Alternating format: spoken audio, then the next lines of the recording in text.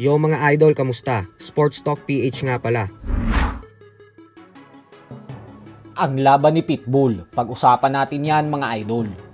Ngunit bago ang lahat ay huwag kakalimutang mag-subscribe at i-click ang notification bell button for more sports talk. So naganap na din nga po ang laban ng former WBA Junior Welterweight World Champion Pitbull Isaac Cruz kontra sa matibay na Meksikanong si Omar Salcido. At katulad nga po sa inaasahan ng lahat, ay muling naging agresibo si Pitbull sa buong laban, kung saan hindi ito tumigil sa pagbabato ng malalakas na suntok.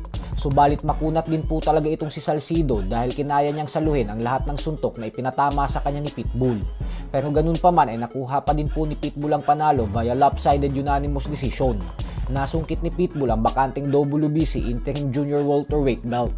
Sa kabilang banda naman mga idol ay naging matagumpay din nga po ang bagong alaga ni Sean Gibbons na si WBC No. 1 Super Bantamweight top contender David Alan Picasso sa undercard, kung saan tinalo niya via majority decision ang Japanese fighter na si Kyonosuke Kameda.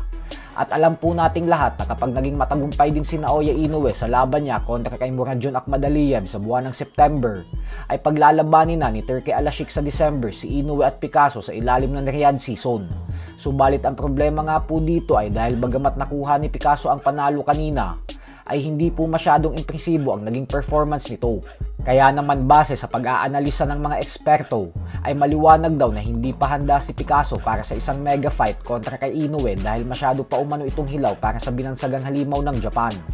Ganun pa man nga po ay dahil sa panalo ni Picasso, ay umabante na din ang kanyang napakalinis na undefeated record sa 32 wins with 70 knockouts at walang talo. Samantala, nagpakitang gilas din nga po ang former WBC Featherweight World Champion Gary Russell Jr. sa kanyang naging laban kanina. Dahil bagamat ito ang kanyang kauna-unahang laban magmula nang matalo siya sa kamay ni Mark Magsayo mahigit 3 taon na ang nakakalipas, ay tila hindi man lang ito kinalawang dahil agad niyang pinabagsak ng 2 beses ang kanyang katunggalin na si Hugo Castaneda sa round 2.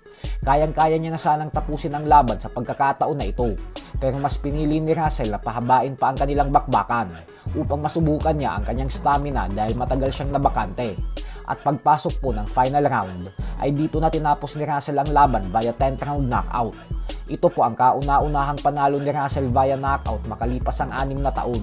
Gusto pong isunod na labanan ni Russell ang mga bigating pangalan sa sports ng boxing na sila Gervonta Tank Davis at Shakur Stevenson.